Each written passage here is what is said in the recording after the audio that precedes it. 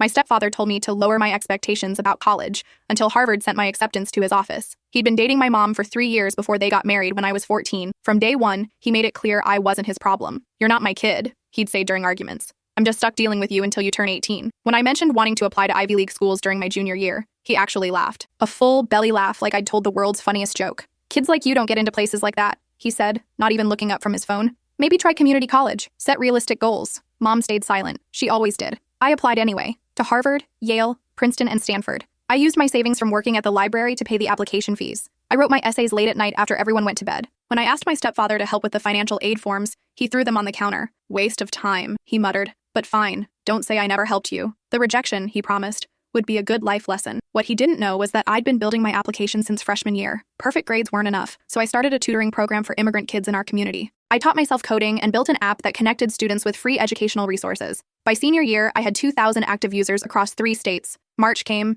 The Ivy decisions dropped. I was in calculus when I got the email notification. My hands shook as I opened it on my phone under my desk. Harvard. Full scholarship. I stared at the screen for so long my teacher asked if I was okay. I didn't tell anyone. Not yet. That evening, my stepfather came home late from his job as operations manager at a medical supply company. He worked in the administrative building, the kind of place where important mail got delivered. He walked in, threw his briefcase on the couch, and stood in the doorway staring at me with an expression I'd never seen before. "Got something interesting at work today," he said slowly. His jaw was tight. "Big envelope. From Harvard University. Addressed to you, care of my office." The room went silent. Mom looked up from her magazine. "Apparently," he continued, his voice getting louder, "some idiot in their admissions office sent your acceptance letter to my workplace instead of here. Caused quite a scene when my secretary opened it thinking it was company mail. She congratulated me. In front of my boss who went to Harvard." I stayed quiet, watching. The whole office spent the afternoon talking about my stepdaughter getting into Harvard. "My boss wants to meet you, wants to mentor you. Meanwhile, I've been telling everyone at work for months that you'd be lucky to get into state school." Mom's magazine slipped from her hands. "You made me look like a fool," he said,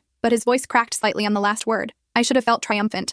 Instead, I felt nothing but cold calculation, because I'd been planning this next part for months. "I'm moving in with my dad for the summer," I said calmly. "He lives near Boston. I'll work there before school starts." "Your father?" My stepfather's face went red. "That deadbeat hasn't paid child support in years." "Actually," I said, "he's been paying. Every month. I checked the state portal. It's been going into a college fund Mom never told me about." I watched my mom's face drain of color. She'd been pocketing it. "There's $43,000 in there," I continued. "Enough for my expenses Harvard's scholarship doesn't cover. I've already started the paperwork to have it released to me directly. The state agreed since I'm 18 now." My stepfather and mom just stared at each other. Neither of them had realized I'd been documenting everything, checking records, building my exit strategy. But here's what they really didn't know, the thing that made my stomach twist as I watched their faces. My Harvard acceptance wasn't the only envelope that arrived at his office today. There was a second one, smaller, from the IRS. I let the silence stretch. 3 seconds, 5, 10. "What?" my stepfather finally said. His voice had lost its edge. I pulled out my phone, opened my photos. I'd been taking screenshots for 2 years now. Every document I could access. Every financial record left carelessly on the home office desk.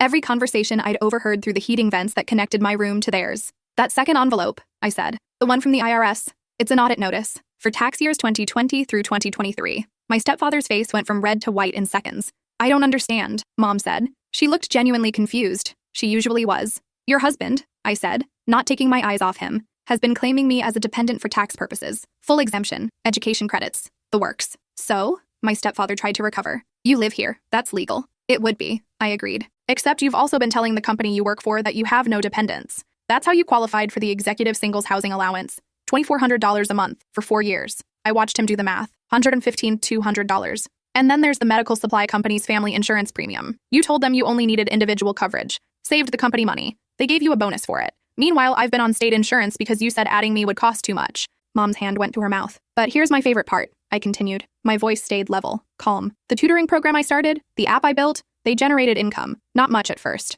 But by last year, I was making about $30,000 annually through ad revenue and premium subscriptions." My stepfather's eyes widened. "I filed my taxes properly, reported everything, paid what I owed. But you claimed me as a dependent without my knowledge, which means the IRS thinks you supported me financially. They're going to want to see proof, bank statements, receipts, evidence that you paid for my food, clothing, housing, education." "I did pay for those things," he said quickly. "You lived here." "Actually," I said, "I paid rent, starting when I was 16. Remember? You said if I wanted to stay in my room, I needed to contribute $400 a month. I have every receipt, every bank transfer, along with the itemized list you gave me of my share of utilities and groceries. I'd kept everything, in a folder, then backed up to 3 different cloud services." "You've been charging your stepdaughter rent?" Mom's voice was small. "Since she was 16? It was teaching her responsibility," my stepfather snapped, but he was sweating now. "The IRS won't see it that way," I said. "They'll see fraudulent tax filings. double dipping on benefits, and probably some insurance fraud thrown in. The penalties alone are going to be substantial. The back taxes with interest will be worse, and if they determine it was intentional, which they will because I documented everything including the emails where you told me not to list this address on my tax returns, that's criminal fraud.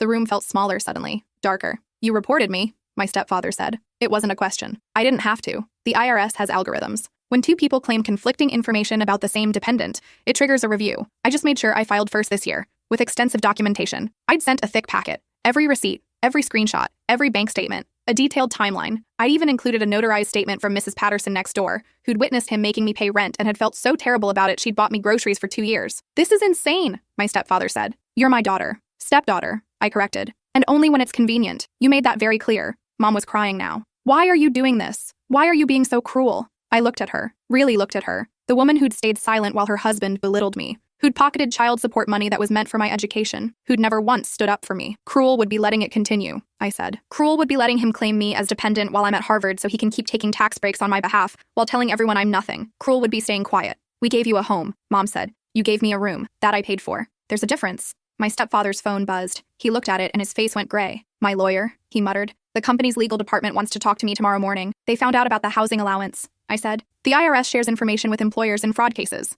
They probably got notified today. How do you know all this? He asked. I've been reading. A lot. Tax law is actually pretty straightforward when you break it down. I've also been talking to the financial aid office at Harvard. They have resources for students from complicated family situations. They connected me with a pro bono lawyer who specializes in family financial abuse. Financial abuse? Mom's voice went shrill. That's absurd. Is it? I asked. Making a minor pay rent? Pocketing child support? Claiming dependent status while providing minimal actual support? The lawyer had a term for it. Economic exploitation of a minor. Turns out it's more common than you'd think. I stood up, grabbed my backpack. I'd packed it this morning with everything that mattered. Documents, photos of my grandparents, the necklace my real dad gave me before he and Mom divorced. Everything else was replaceable. Where are you going? Mom asked. Mrs. Patterson's. She's letting me stay in her guest room until I leave for Boston. My dad's picking me up this weekend. You can't just leave, my stepfather said. I'm 18. I can do whatever I want. Besides, you'll probably need the room. Once the IRS and your company finish with you, you might need to downsize. I walked toward the door. My hand was on the knob when Mom spoke. I'm sorry, she said. I'm sorry I wasn't stronger. I'm sorry I didn't protect you.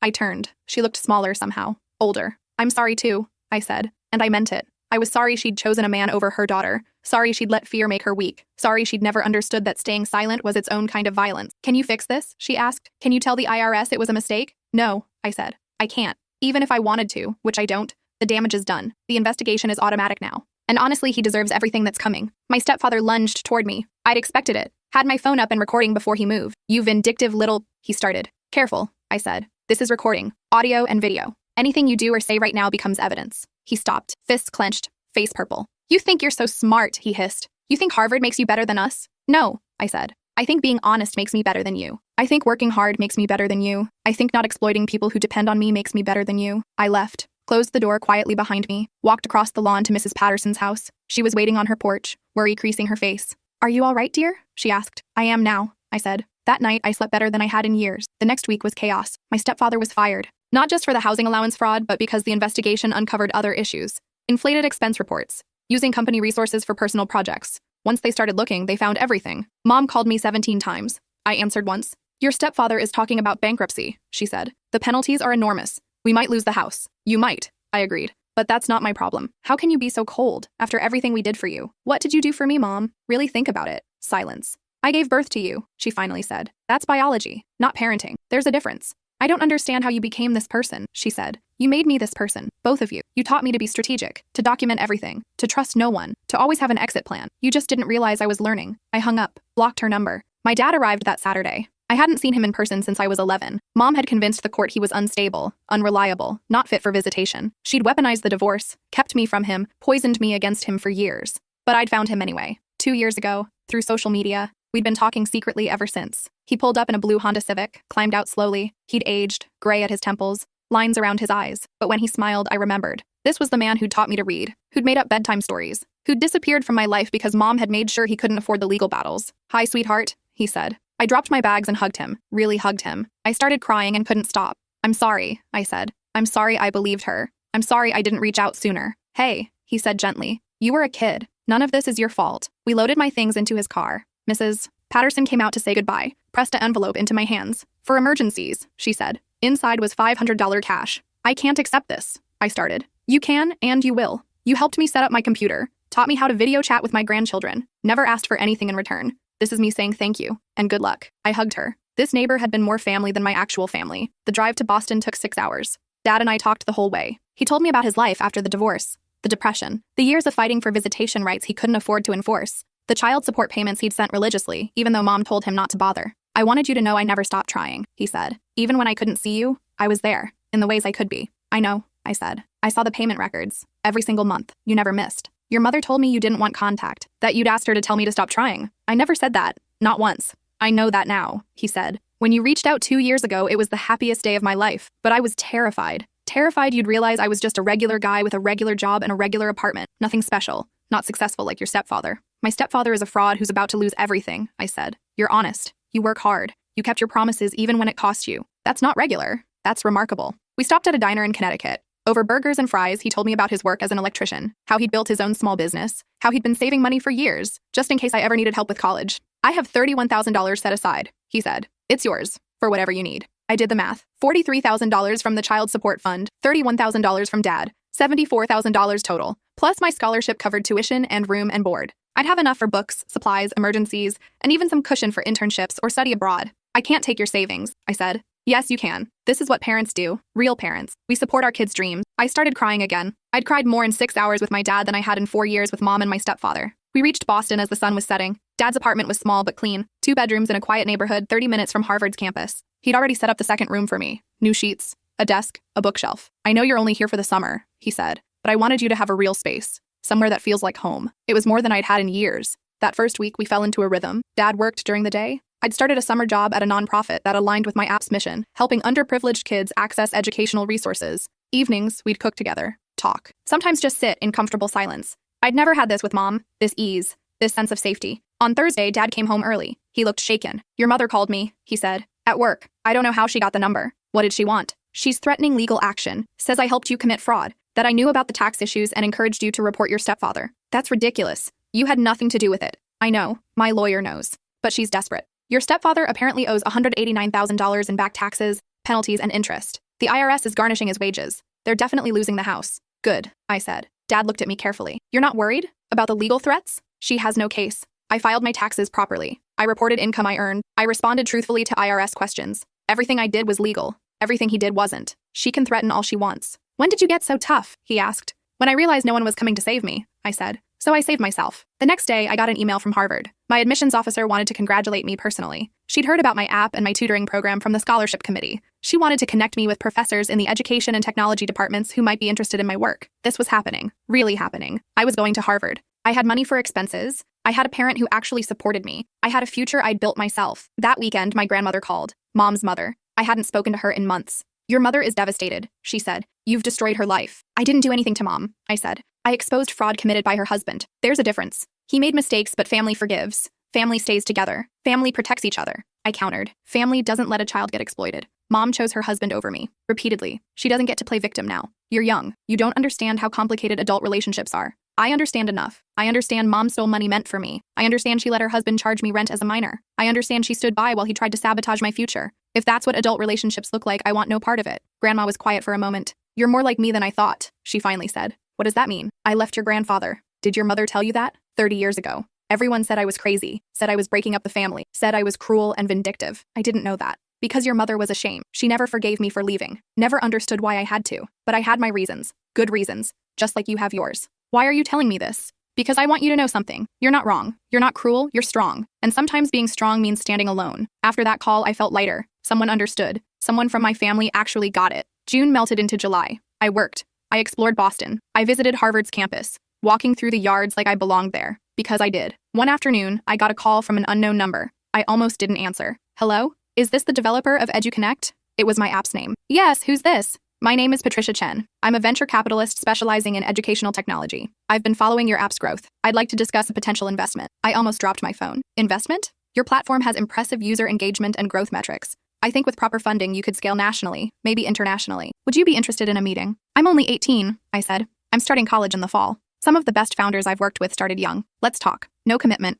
just a conversation. We met the following week at a coffee shop in Cambridge. Patricia was in her 40s, sharp suit, sharper eyes. She'd done her homework, knew my user numbers, retention rates, growth trajectory, Everything. You built this alone? She asked. Taught myself coding online, free resources, YouTube tutorials, Stack Overflow forums. Impressive. And the tutoring program? Started with 5 kids. Now we have 200 volunteer tutors across 12 cities. Why? Because I was those kids once. Overlooked. Underestimated. I wanted to prove that background doesn't determine future. She smiled. I like you. I'm prepared to offer $250,000 for 15% equity. We'd help you build a proper infrastructure, hire a team, expand marketing. You'd maintain majority control and creative direction. My head spun. $250,000 for an app I'd built in my bedroom. I need to think about it, I said. Of course. Take your time. But I will say this. Opportunities like this don't come often. And from what I've read about you, you're someone who recognizes opportunity when it appears. She'd read about me. I hadn't realized my story had gotten out, but apparently someone at Harvard had mentioned it to someone in tech circles. The student who'd exposed her stepfather's fraud while building a successful nonprofit app. It made for good press. I talked to Dad that night. He listened carefully. What do you want to do? He asked. I don't know. I'm supposed to focus on school, but this could be huge. You're smart enough to do both if you want to, but if you don't, that's okay too. You don't have to build an empire before you turn 19. But I kind of wanted to. I'd started EduConnect to help kids like me. An investment would let me help thousands more, maybe millions eventually. I called Patricia the next day. Let's do it. The paperwork took 3 weeks. Dad insisted I get my own lawyer to review everything. Smart move. We negotiated up to $275,000 for 14% equity. By mid-August, I had $250,000 in the bank and a team of 3 developers ready to work on scaling the platform. I was 18 years old, heading to Harvard, running a growing company, and I'd gotten here by refusing to accept other people's limitations. 2 days before I moved into my dorm, Mom called from a number I didn't recognize. Please don't hang up, she said immediately. I almost did anyway, but curiosity won. What do you want? To apologize. Really apologize. I waited. I've been in therapy, she said, since everything fell apart. My therapist helped me see things I didn't want to see. About myself, about my choices, about how I failed you. Okay, I was scared. Of being alone, of not having security. Your stepfather offered stability, and I convinced myself that was enough. That you'd be fine because you were smart and capable. I told myself I was teaching you independence. You taught me I couldn't rely on you. I know that now, and I'm so sorry. Where's your husband? I asked. I couldn't call him my stepfather anymore. Ex-husband. I filed for divorce. He's living with his brother while he deals with the IRS. We lost the house. I'm renting a small apartment across town. Good. I don't expect forgiveness. I don't deserve it. But I want you to know I'm trying to be better. I got a job. A real job. Not just depending on a man's income. I'm paying my own bills. I'm learning to stand on my own. That's great, Mom. Really. But it doesn't change what happened. I know. I just wanted you to know. And to tell you I'm proud of you. Even though I have no right to be. You did everything yourself. You became the person I should have taught you to be. Despite me instead of because of me. I felt something crack in my chest. Not forgiveness exactly. But maybe the beginning of understanding. I'm going to Harvard in 2 days, I said. I know, Mrs. Patterson told me. I didn't want to bother you, but I wanted to say congratulations. And I hope you have an amazing time. You earned it. Thanks. Can I ask one thing? What? Can I call you sometimes? Not often. Just to hear how you're doing. You don't have to tell me anything personal. I just want to know you're okay. I thought about it. Really thought about it. Once a month, I said. You can call once a month, but if you miss a call, or if I feel like you're trying to manipulate me or make excuses, I'm done. Permanently. That's fair. That's more than fair. Thank you. We hung up. I felt weird. Not good exactly. Not bad either. Just different. Dad drove me to Cambridge on move-in day. Harvard Yard buzzed with nervous energy. Freshmen everywhere. Parents taking photos. Orientation leaders in bright red shirts directing traffic. My dorm was in Wigglesworth Hall. 3rd floor. A small single with a window overlooking the yard. It was perfect. Dad helped me unpack. Hung photos. Made my bed. Normal parent stuff. The stuff I'd missed for so long. You're going to be great here, he said. You're going to change the world. Or just get through freshman year without failing anything. That too, he laughed. Call me anytime, for any reason. I mean it. I know, thank you, for everything. That's what dads do, he said simply. After he left, I sat on my bed and looked around my room. At Harvard. With a successful app. With supportive people in my life. With a future I'd fought for. My phone buzzed. A text from my stepfather's old secretary. Just wanted to say congratulations. What you did took courage. Your stepfather was awful to work with. We're all glad he's gone. Good luck at Harvard. You deserve every good thing coming your way. I smiled. Saved the message. That night, I met my roommate. Well, hallmate technically since I had a single. Her name was Priya, pre-med, from California. Brilliant and kind and nothing like anyone from my old life. What's your story? She asked over pizza in the common room. I gave her the short version. Stepfather, Harvard acceptance, dramatic exit. Damn, she said. That's actually badass. Yeah.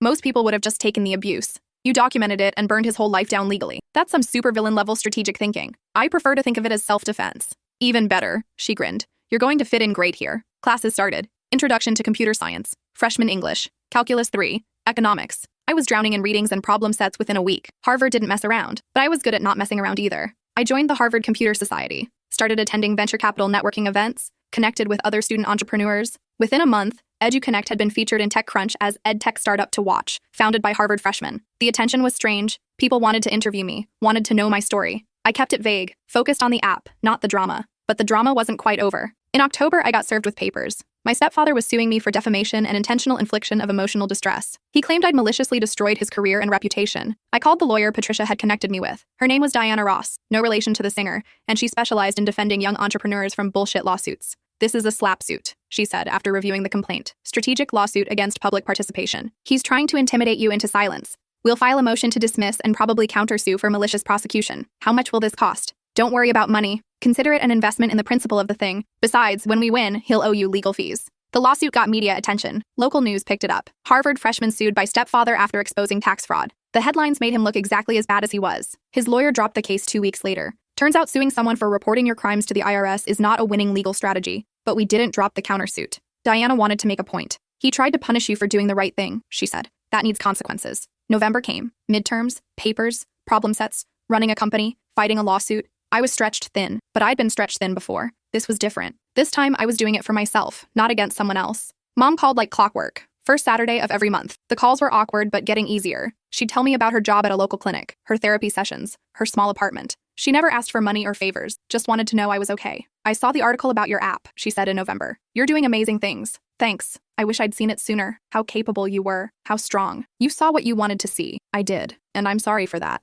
These calls didn't fix anything, but they were something. Maybe not forgiveness, but acknowledgement. That was more than I'd expected. In December, we won the countersuit. My stepfather was ordered to pay $15,000 for legal fees plus $10,000 in damages. He filed for bankruptcy the next week. I felt nothing. No triumph, no satisfaction, just relief that it was over. Finals came. I studied until my eyes burned, took my exams. Survived my first semester at Harvard with a 3.8 GPA. Not perfect, but pretty damn good considering everything else. Dad picked me up for winter break. We spent Christmas in his apartment. Just the two of us. He'd gotten a small tree, made too much food. It was perfect. You survived Harvard, he said. I'm proud of you. I did more than survive. I thrived. That's because you're extraordinary. You know that, right? I'm really not. I'm just stubborn. Same thing, he smiled. On New Year's Eve, we watched the ball drop on TV. At midnight, Dad raised his glass of sparkling cider. To my brilliant daughter, who never gave up, who never let anyone define her limits, who built her own future. To second chances, I said, and people who keep their promises. We clinked glasses. My phone buzzed. A text from Priya. Happy New Year, Rumi. Can't wait to cause more trouble with you next semester. Then one from Mrs. Patterson. Proud of you, dear. Your grandmother would be too. Then one from Patricia. Q4 numbers are incredible. EduConnect hit 50,000 users. Let's talk expansion strategy in January. 50,000 users. Kids getting help with homework, test prep, college applications. Kids who might not have had access otherwise. Kids like I used to be. I looked at my phone, at all these messages from people who believed in me, who'd shown up, who'd proven that family isn't just blood. It's who stands beside you when everything falls apart. What are you smiling about? Dad asked. Just thinking, I said, about how I spent years in a house that never felt like home. And now I have a dad who drove 6 hours to pick me up. A roommate who gets me. A business that's helping people. A school that challenges me. A future I built myself. And I think maybe I won. Not against them. Just for myself. You definitely won, Dad said. But I think the winning part wasn't Harvard or the app or even the money. What was it? You never let them make you smaller. You stayed big, stayed brave, stayed you. That's the win. I thought about that. About the girl who'd applied to Harvard knowing her stepfather would mock her, who'd built an app in her bedroom, who'd documented everything and filed her taxes and saved herself because no one else would. Yeah, I said. I guess I did. Second semester started in January. I declared a joint concentration in computer science and economics, joined a research lab studying educational technology, started mentoring first-generation college students. EduConnect kept growing. By March, we had 75,000 users and were expanding into mentorship matching. Patricia wanted to raise a Series A. We could potentially raise $2 million. I was 19, running a company valued at multiple millions, maintaining a 3.7 GPA at Harvard. And I'd done it by being strategic, being honest, and refusing to accept other people's version of who I should be. In April, I got an email from my old high school. They wanted me to come speak to students about college applications and pursuing ambitious goals despite obstacles. I almost said no. Going back felt like regression, but then I thought about the kids there now. Kids like I used to be. Overlooked, underestimated, told to lower their expectations. I said yes. The assembly was packed. Hundreds of students. Teachers I remembered. The principal who'd written me a recommendation letter. I talked for 20 minutes. About working at the library. About building my app. About applying to schools everyone said I couldn't get into. About documenting everything and standing up for myself. The people who tell you to lower your expectations, I said, are usually people who've lowered their own. Don't let their limits become yours. Work hard. Document everything. Build your exit strategy. And never, ever let anyone make you smaller than you are. The applause was thunderous. Afterward, a girl approached me, maybe 15, nervous. My stepdad keeps telling me I'm not college material, she said quietly. He says I should just get a job after high school. Are your grades good? Straight A's. Then he's wrong. Apply anyway. Document everything. Build your case. And when the acceptance letters come, let them speak for you. She nodded. Did you really expose your stepfather's tax fraud? I reported accurate information to the IRS. What they did with it was up to them. She smiled. That's so cool. It's just standing up for yourself. You can do it too. Driving back to Boston, I thought about how far I'd come. From that house where I'd paid rent as a minor to Harvard Yard. From being told to lower my expectations to speaking about exceeding them. From a girl nobody believed in to someone mentoring others. My phone rang. Mom's monthly call was early this month. "Hi," she said. "I saw the video of your speech. Someone posted it online." "Yeah? You were brilliant, confident, strong. Everything I should have raised you to be. You didn't raise me to be anything. I raised myself. I know. But I want you to know I'm glad you did. I'm glad you didn't let me hold you back." "Thanks, Mom. I mean it. You're doing exactly what you should be doing. Helping kids who feel powerless. Showing them they're not. It's beautiful." "Are you okay?" I asked. She sounded different. Clearer somehow. "I'm getting there. Therapy helps. Work helps. Learning to be alone helps. I'm figuring out who I am when I'm not defined by a man." "That's good. Your stepfather called me last week, from his brother's house. He wanted to get back together." My stomach dropped. "Please tell me you said no."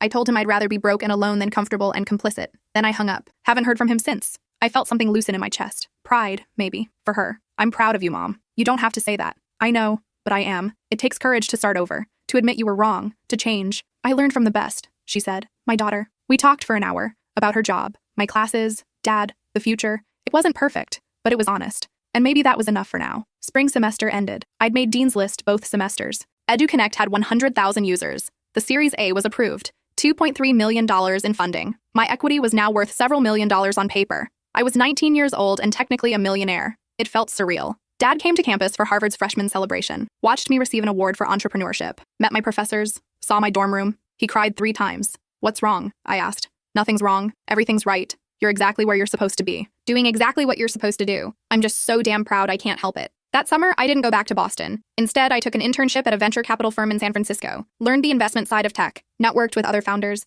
grew EduConnect's West Coast presence. Priya came with me. We rented a tiny apartment and spent 3 months working impossible hours and loving every minute. "You know you're living the dream, right?" she said one night over cheap takeout. "What dream?" "The one where you overcome adversity and build an empire and prove everyone wrong. It's like a movie." "It doesn't feel like a movie. It just feels like life." "That's because you're living it. But trust me, from the outside, you're kind of a legend." I laughed. "A legend who can't afford anything nicer than this dumpy apartment, by choice. You could afford a mansion if you wanted. True, but this feels more real." "See? That's what I mean. You're grounded despite everything. It's impressive." August came. Sophomore year loomed. I'd be moving into an on-campus apartment. No more dorm, more freedom, more responsibility. The day before I left San Francisco, I got a call from my grandmother. "Your mother tells me you're doing well," she said. "I am. Very well. Good. I'm glad you didn't let bitterness destroy you. That's the real strength. Moving forward instead of staying angry." I'm not sure I've moved forward completely. I'm still pretty angry sometimes. Anger is fine, as long as it fuels you instead of consuming you. Sounds like yours is the productive kind. I try. I want to see you, when you have time. I'd like to tell you some stories. About your mother, about me, about the women in our family who've had to be strong when they wanted to be soft. I'd like that, I said, and I meant it. Sophomore year started with momentum. I was taking advanced computer science courses, leading a research project on educational equity, growing EduConnect into a legitimate company with employees and an office and everything. In October, Fortune magazine did a feature. 20 under 20, young entrepreneurs changing the world. I was number 7. The photo shoot was weird. They wanted me in the Harvard library looking studious yet powerful. I felt like a fraud wearing borrowed designer clothes and pretending to be someone important, but Priya set me straight. "You're not pretending. You are someone important. You built something that matters. Own it." So I did. The article came out. My phone exploded. Interview requests, speaking invitations, investment offers. It was overwhelming. Dad called. "Just saw the magazine. They spelled your name right and everything." "Very funny. I'm serious. You're famous now. How does it feel?" "Weird. Uncomfortable. Like I'm waiting for someone to realize I'm just making this up as I go." That's called imposter syndrome. But here's the thing. Everyone is making it up as they go. You're just doing it better than most. November brought the countersuit settlement payment. After legal fees, I cleared $18,000. I split it 3 ways. $6,000 to a scholarship fund for first-generation college students.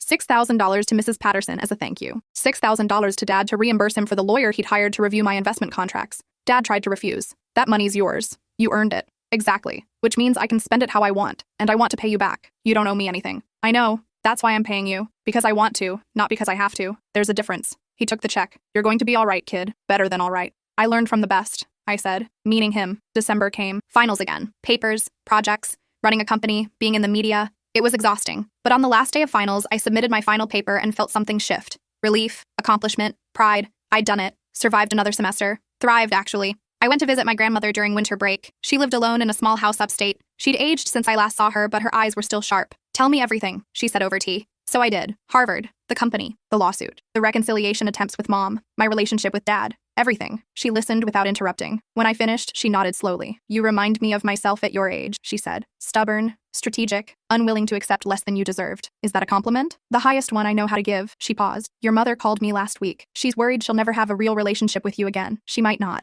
I said honestly. I told her that's the consequence of her choices, that you don't owe her forgiveness just because she's sorry. What did she say? She cried. Then she said you were right to protect yourself, that she hoped one day you'd see she was trying to be better. I do see it. But seeing it doesn't mean I trust her. Good. Trust is earned, and she burned hers to the ground. We talked for hours. About her life, her choices, the patterns in our family, the cycle of women choosing security over self-respect. You broke the cycle, she said. You chose yourself, your future, your dignity. That takes courage most people never find. Or desperation. Same thing sometimes. She smiled. The best things I ever did came from being desperate enough to risk everything. Before I left, she gave me a box. Inside were letters, dozens of them, from her to me, written over the years. Your mother never gave you these, she said. She thought they'd turn you against her. She was probably right. I took them home, read them all. Each one was full of wisdom, encouragement, warnings about the patterns I needed to break, about being strong, about choosing myself. I wished I'd had these years ago, but maybe I'd needed to find my strength on my own. Maybe getting it handed to me would have made it less real. The rest of winter break was quiet. Dad and I cooked, watched movies, talked about nothing important. It was the best time I'd had in years. On New Year's Eve, we raised our glasses again. To year 2, Dad said. To building something that lasts, I added. To my daughter, he finished, who never needed saving because she saved herself. We clinked glasses, watched the ball drop. Welcome to the new year. My phone buzzed at 12:01. A text from Mom. Happy New Year. I'm proud of you. I hope this year brings you everything you deserve. I thought about responding, about saying something kind. Instead, I just sent back, thanks. Same to you. It was honest. I did hope she'd get what she deserved. And maybe finally, she was starting to. The rest of sophomore year blurred past. Classes, company growth, media attention. I was featured in Forbes, TechCrunch, The New York Times. EduConnect hit 250,000 users. We hired 12 employees, opened offices in Boston and San Francisco. I was 20 years old, CEO of a multi-million-dollar company, honor roll at Harvard. And I'd gotten there by refusing to accept the limits others tried to place on me. In May, Harvard invited me to speak at a student entrepreneur event. I talked about building a business while in school, about staying grounded, about using success to help others. After the speech, a freshman approached me. I heard you started your company after your stepfather said you'd never amount to anything. Something like that. That must feel good, proving him wrong. Actually, I said, the best part wasn't proving him wrong. It was proving myself right, trusting my own abilities, believing in my own worth. His opinion stopped mattering once I learned to trust mine. She nodded thoughtfully. That's really good advice. It's hard one, I said, but worth it. That night, I sat in my apartment looking at everything I'd built. Not just the company or the recognition, but the life, the relationships, the self-respect. I thought about the girl I'd been at 16, paying rent in her own home, told to lower her expectations, believing she wasn't worth fighting for. And I thought about who I'd become, someone who fought for herself, who built what she needed when no one would give it to her, who proved that your starting point doesn't determine your ending point. My phone rang. Dad, just calling to say goodnight, he said, and to tell you I love you. Love you too, Dad. You doing okay? You sound thoughtful. I am thoughtful, but I'm okay. More than okay. I'm exactly where I'm supposed to be. Good. That's all a parent wants to hear. After we hung up, I pulled out my laptop, opened a new document, started writing. Not a business plan or a paper, but a letter. To my 16-year-old self. Dear younger me, I typed. I know you're scared. I know you feel alone. I know you think this is all there is.